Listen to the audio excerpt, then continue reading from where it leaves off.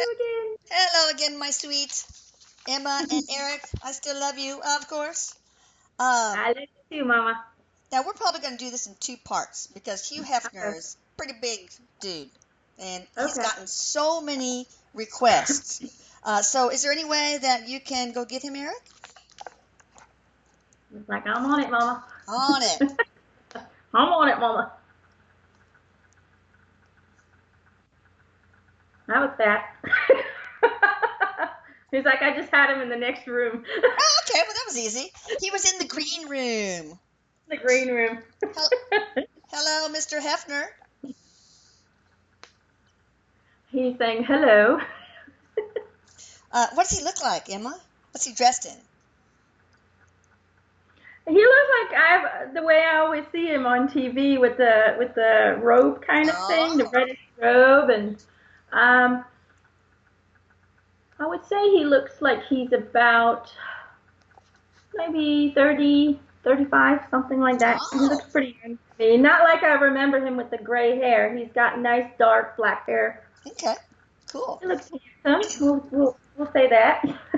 Well, flirting with him already. Hugh, oh, sorry. Hugh, thank you for coming in and agreeing to be interviewed. He's saying you're very welcome. I'd love to be a spokesperson for my life, he says. Good. First of all, let's start out with the obvious. Tell me about your childhood. Tell me about your mother. Well, he's saying, well, I grew up in a time where, let's just say that everything was pretty strict in those days. My parents were Methodists. I don't even know what that is, but that's what he's saying. And he's saying, so everything was very restricted, lots of rules, lots of regulations. I had a brother, he says, but ever since I was little, from a pretty early age, he says, I was interested in, because you have to understand, my mom and my dad, they were not the huggy, lovey kind of people. There were no hugs given, ever. There were no kisses given. There was no talk about feelings. That's terrible. So everything was very like that. And so I was kind of a person who I wanted hugs. I wanted kisses. I wanted affection and physical contact. Yeah. But it was not allowed in my family. There was no touching.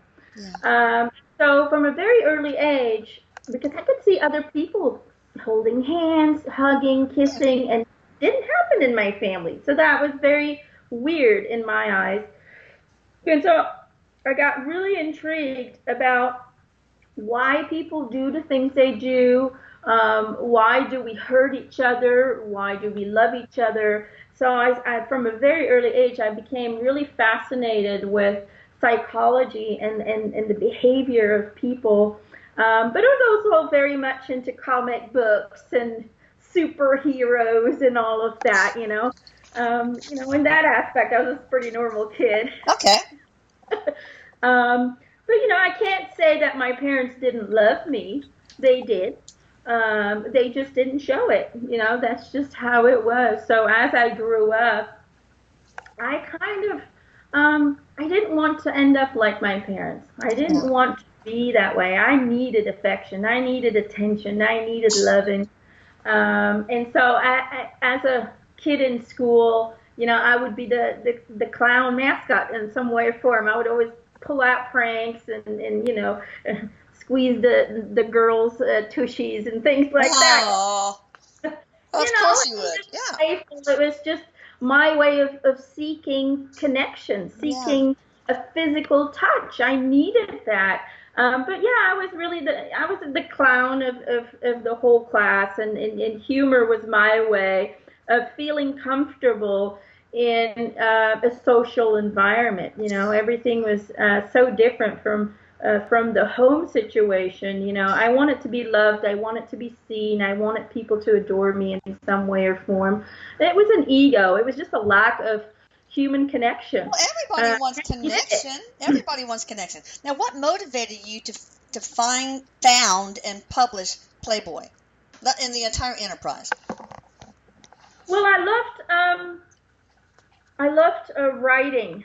That was one of my things. I loved Okay. writing. I loved drawing little cartoons and things like that. And so I did go into, although I have a bachelor degree in psychology, I also did classes on writing and things like that. And so I started a job where I was publishing a few things here and there, but I wanted to be my own boss. I wanted to be in charge of what I was allowed to write, because Yeah. it was always, you can't write this, you can't write that. Yeah. And it feels like he was in a kind of a restrictive um, working environment, and he really didn't like that. And so I did what I always dreamt I was going to do. I always knew that I was going to publish something myself. I needed to wake up the people. I needed to have my voice heard. I wanted to change things about society because I didn't like the way that when it came to physical contact, when it came to sex, when it came to love and all of that, that it was so restricted and it was really controlled by church. You weren't Yeah. allowed to have sex until you got married. And if you did, you were a sinner. You weren't allowed to do this. Women weren't allowed to be sexy.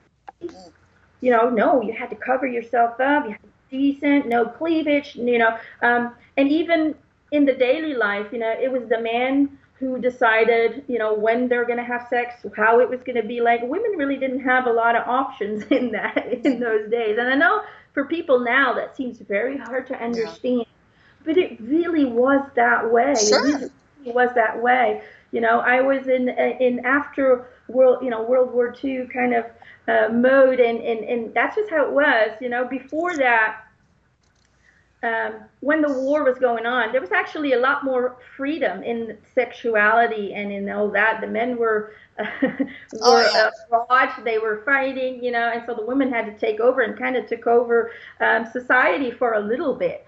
But as soon as all of that was over, they went back to being the perfect housewife, Yeah. and you needed to be the perfect husband, and everything was supposed to be according to rules. And I wanted to liberate that. I wanted to get rid of those really strict rules and regulations, because it didn't make anyone happy. Women were miserable in their sexual relationships, and Yeah. men, were also miserable, and they didn't know how to fix it because the women weren't supposed to talk about sex.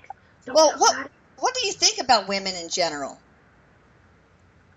Now, see, I know that he says a lot of people think that I was this horn dog and that I really didn't appreciate women, that I didn't care for them, that Oh no, no. I was just using them. A Mm-mm. lot of people do think that, but it was really on the other end. I adored them.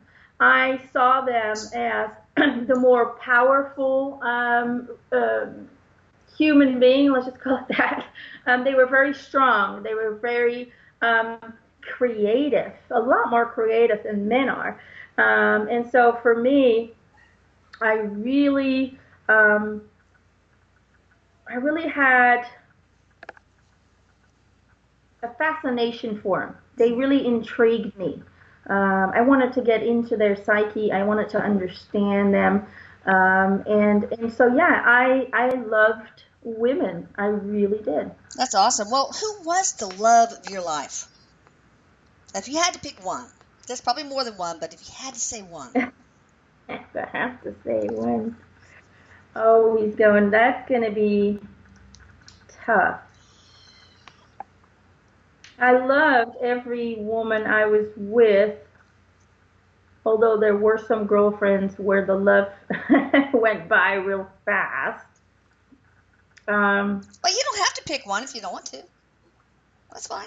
yeah, because I loved them, I loved all of them, but all in a different way. So it's Okay. really hard to say you were my biggest love. Yeah. I think my biggest love was my magazine and what I did with it, how I know a lot of people think I didn't do anything, but not in my book. The way I see my life's review, I did a lot of Oh great things for yeah. sure.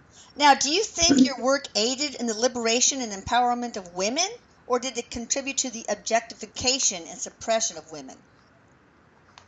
I guess it depends on how women. Yeah, because it depends on how you want to look at it. You Yeah. know, But everyone what was have your a different intent? opinion on that. For me, I gave people, men and women, the feeling that it was okay to be sexy. It was okay to have fantasies. It was okay to have a sex life that was more than just making babies. It was okay to enjoy sex, Yeah.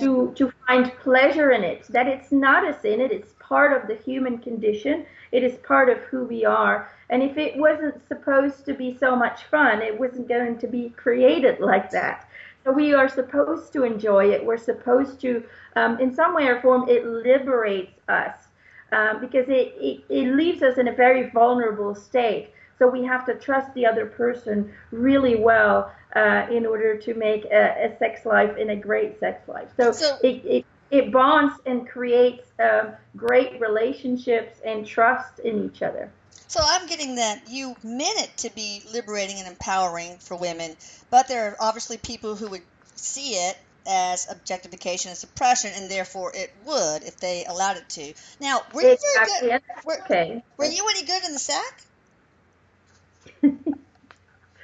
I was pretty lousy at the beginning, and it was women who taught me how to be good. Hmm, They were my teachers. good. All right, now for decades you were surrounded by more women than most men will ever experience. Do you think you truly understood women, or do you think you only saw what you wanted to see? Oh, that's a good question from a blog member. I like that. Um, well, I always knew that it was impossible to truly go into every single woman's psyche because they're all so very different and they were all so very unique. So did I 100% completely understand every single one of them? No. Women are very complex beings. The way that they see and experience the world is so much different than a man. And so I did see women from a more man perspective, from a Sure. manly perspective, but I did try to understand the psyche behind their decision making, behind what they enjoyed, and why they did do the things that they do. So yeah, Okay, well, what do you think about homosexuality, bisexuality, things like that? I mean, in it's my all love, opinion, so it's good. in my opinion, love is love is love. Okay. Love is Um, love. yeah. Now, somebody wrote here that they're actually starting a memorial with your faces in different stages. Do you think this is a good idea? Do you like it?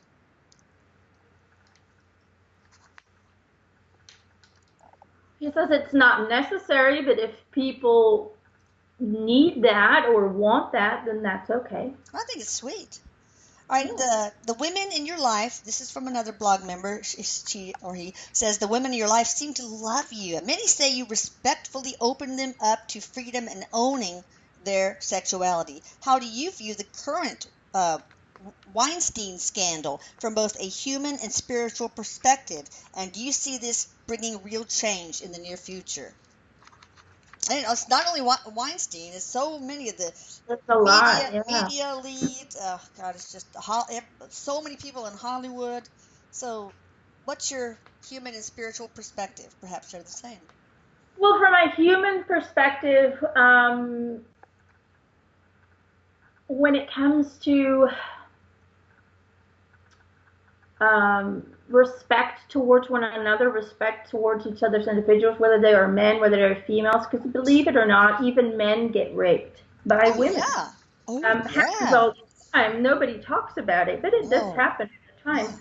I do feel that we all need to respect each other's boundaries and we need to respect each other's choices. So when it comes to forceful sex, then yeah, I'm against it. I'm Of against it. course. Um, from my human perspective as well. Now, I know there was an incident with my very close friend, um, what's Bill Cosby? Oh yeah. Okay. He was a very close friend of mine, and things did happen with him and girls. it was really, that for me was really hard because him and me, um, we really have been friends for so long. So it was Yeah. really hard for me to say you're no longer my friend. However, I didn't agree with what he did. And I know some of this might have happened even at my mansion without my knowledge. Wow. But he always denied it to me. So I kind of tried to, go, okay, tried to stay open to one thing, but also open to the possibility that he did do it. So that was really a hard one for me to make a decision. Do I go that Yeah. direction or that direction? So I just tried to stay neutral in this situation.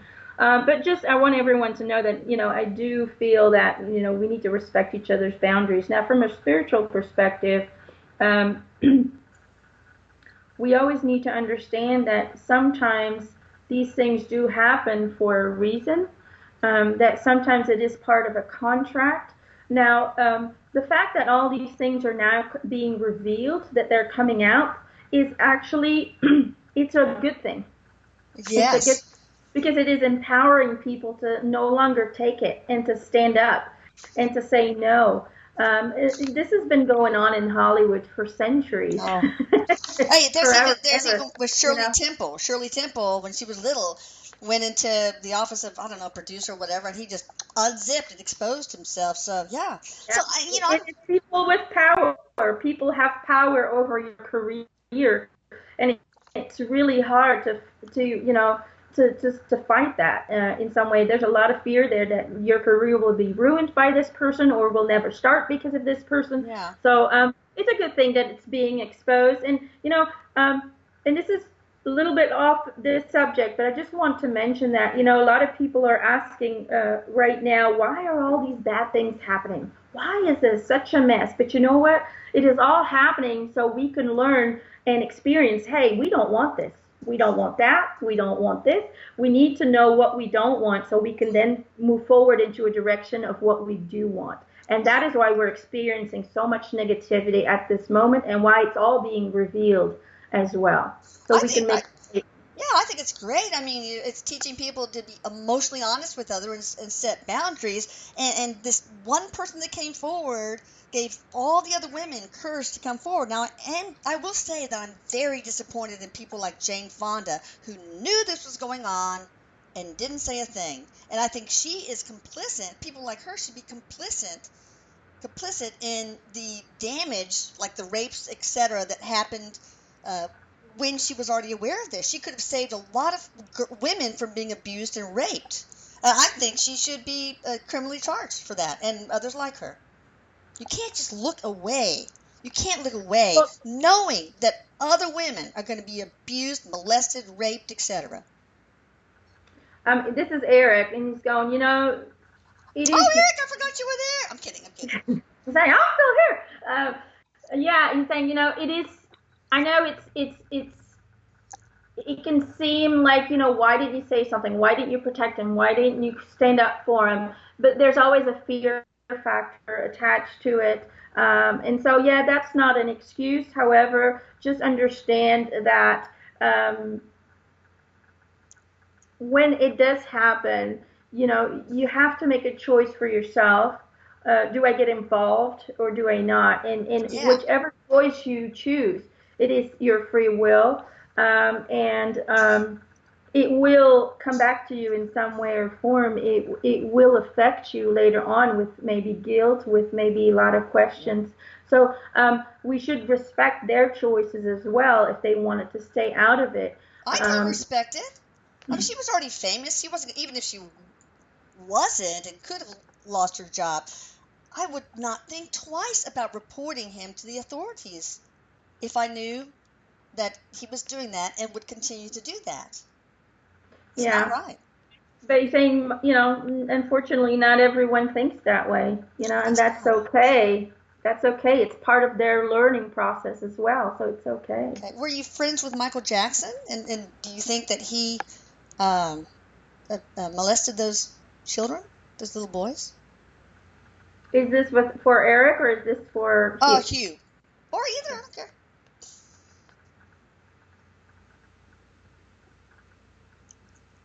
He says he did go in.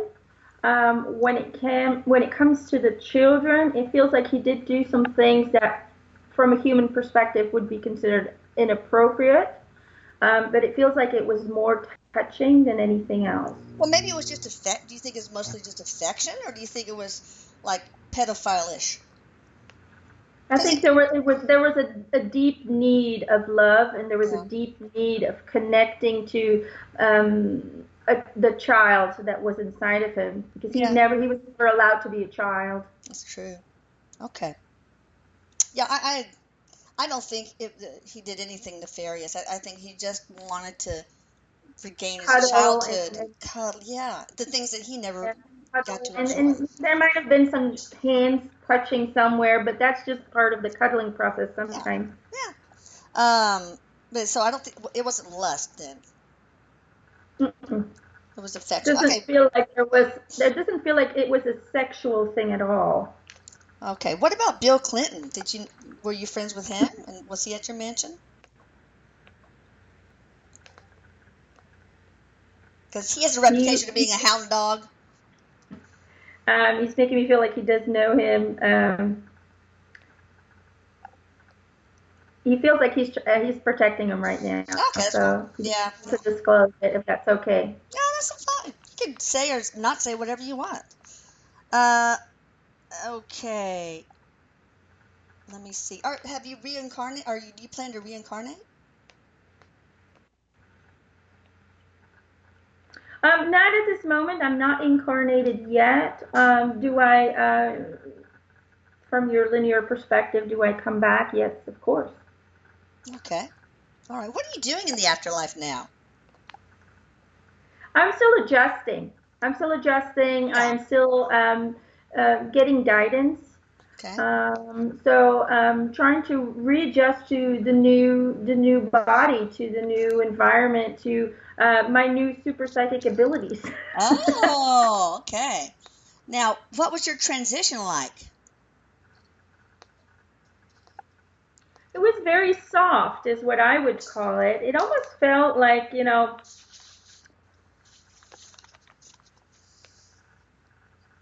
it's like he's showing me like a big pillow, and he would just like land on it really softly, and then he would hop up and land a little bit further. It's almost like he's in space. He's just, how Okay. they walk on the moon. Yeah. And it feels like he just crossed over into a very soft environment. Looks like clouds, but it's almost like he's just hopping from cloud to cloud. Um, and he's saying that it is so peaceful, and it is, everything just drops off. All the worries, Oh, all the yeah. stress, everything from the past seems to slowly disappear. You don't forget it, but the energies that are attached to everything you've done Yeah. disappear. That energy gets completely neutralized, and you just go into a very positive feeling. And I was greeted by my spiritual team first. Oh, really? I went straight to the spiritual team. And he says after, yeah, they're just kind of explaining to him things, talking to him, almost like a therapist in a way. Okay. Um, After that,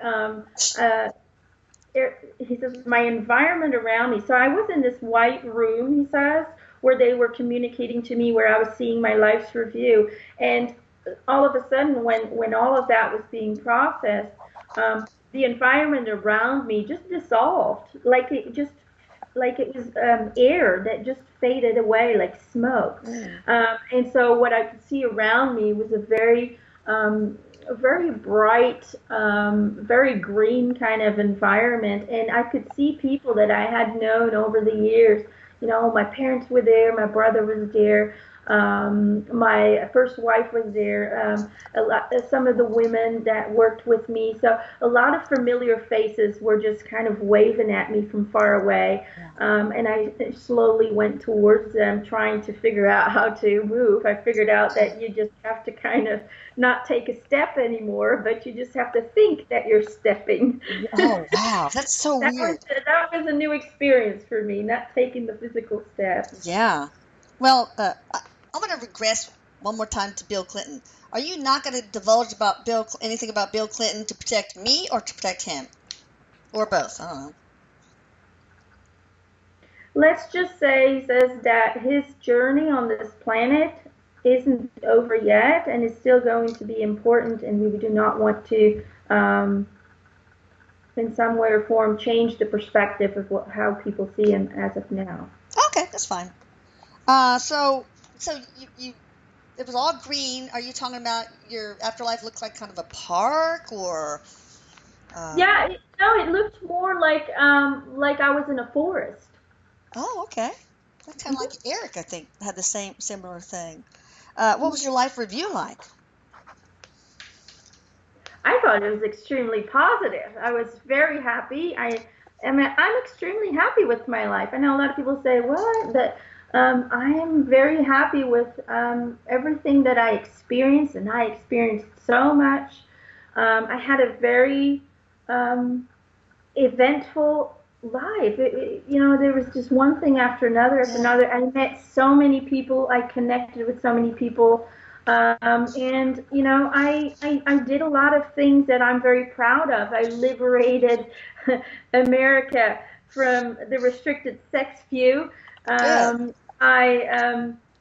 was also anti-discrimination. When I started my TV show, the Playboy Mansion, I would invite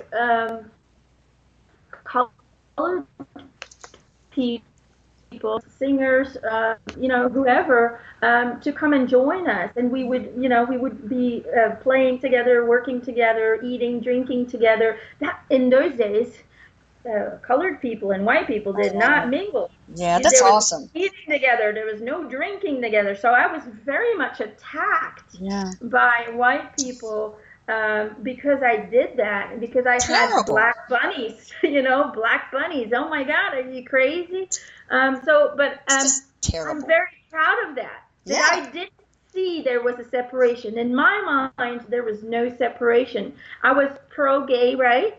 And there was just so many little things that I did for people that people don't even notice. There was a man once that I had heard of, and because he had gotten a blowjob, he was sent to prison because he got a blowjob. People, okay, that's how bad it was in those days. Just from a black No, woman? this was a white person. This was a white person. Oh, and God. he got a blowjob, and he was thrown into jail because that's not done. Jesus will condemn you. So he literally went to jail for that. And so when I heard about that, I wrote an article about that and about, how crazy our society is for doing that to a person. And because of my article, he was released from jail. Awesome. So I helped people, people that might not know that, but I did. Yeah. Okay, so you built this empire by marketing a liberal view of sexuality, and we know how that developed because of your childhood in part. Is there anything in your life you're conservative about? Well, I always like to consider myself really a romantic. Okay, I was all about opening the doors to women. I was all about, buying them flowers and gifts. So in that aspect, I was very traditional in wooing a lady. So I do consider myself a romantic. When it comes to the rest, I was very liberated in my thinking, too liberated for my time. And so I did get a lot of struggle. And to this day, we're still being boycotted by governments, by activists, by feminists. If you Christians probably. Right, there's just a lot of different groups that are still trying to boycott us. Ever since the 80s, the boycotting got really bad. And even now, if you look at the internet, you can find a little bit of Playboy, but it's not as popular as, let's say, some of the other things. So we're still being boycotted in some way or form, and that's also why the magazine got less and less popular. We started selling less magazines because you started having the sex tape business, and you started having the internet and all of that. So our True. sales would go down, Yeah. but we weren't in some way from always kind of boycotted out of that internet thing. So, but that's starting to change now. So we're starting to. And you, I don't think you were ever into the real hard porn, the real raunchy stuff. No, no, I was not. Okay, I was not about porn. You have to understand, he says, that in our days, a man's magazine was all about being a hero, and it was all about men going off on adventures without their women, doing things, hunting and this and that. Right. And what I really wanted to do, I wanted to, with Playboy, it really was a romantic connection between the sexes, but from a man's point of view. Okay. You know, that's really what the intention was. Um, and also, I think I added, um, because I had my bunnies and all of that, women all of a sudden seem to be allowed to be sexy and to Okay. have their own fantasies and to have their own desires. So that's what it really was about. It was just Okay. how men wanted to. It really was a men's perspective. I'm not gonna Of deny that. course. Of It course. wasn't from a female perspective. It was from a man's perspective. But if you look at the interviews and you look at what is in the magazine, it was always a very famous person that was a very influential man that was being interviewed. Martin Luther King Jr., Nixon. Um, and he's just summing up a whole bunch, but he's going too fast, so I can't keep up. And it was all about what men enjoyed, what men loved. So it is from that really manly kind of perspective, but it wasn't about demeaning women, but it was about showing them that they are sexy and they're allowed to be sexy, and men are allowed to have fantasies. It's not a sin. You're not going to be struck down by lightning because you have a naughty thought. So that's what my magazine was all about. And hey, we have Cosmo and Playgirl. One last question. Why bunnies? Why bunnies? And then we'll do the rest in part 2, people. Okay. Well, he's saying that wasn't the original idea. Um, the original idea, it was supposed to be called Stag Party. And it was supposed to be a stag. It was supposed to be he showed me like a deer or something with kind of really? things. That's the original idea, but there was already a magazine, he says, that was called Stag. And so there was going to be conflict and rights on the name. And so we had to change it. And he says, believe it or not, but the bunny, it just seemed cute, fuzzy, but still kind of naughty for some reason. And I'm going to tell you something that I don't tell a lot of people, but when I was a little boy,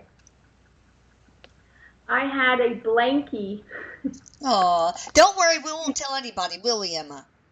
It was red. I swear to God, I won't say anything. He says it was red and blue, and it had a bunny on it, and I had that blankie forever. And so masturbation in those days was a no-no. When your mother found you masturbating, you would get punished. You would get beat. That was the devil inside of you. That needed to go. And so for some reason, I always connect it to that bunny, to a kind of a sexual adventures of me, because I would do it underneath the bed. Oh my God, how cute! Your secret is safe with us. Well, that's a great place to end off. Thank you so much, Hugh. If you don't mind, we'll ask you again to come in next week. Is that okay with you? That's fine by me. He says, you're my new idol. You're awesome. Anyway, thank you so much, Emma. Thank you, Erik. We'll get you to ask him a question or two. I can't get this picture of him under his blanket out of my head. Oh, yeah. Probably the blanket makes it look like the bunny's jumping. Anyway, we won't go there.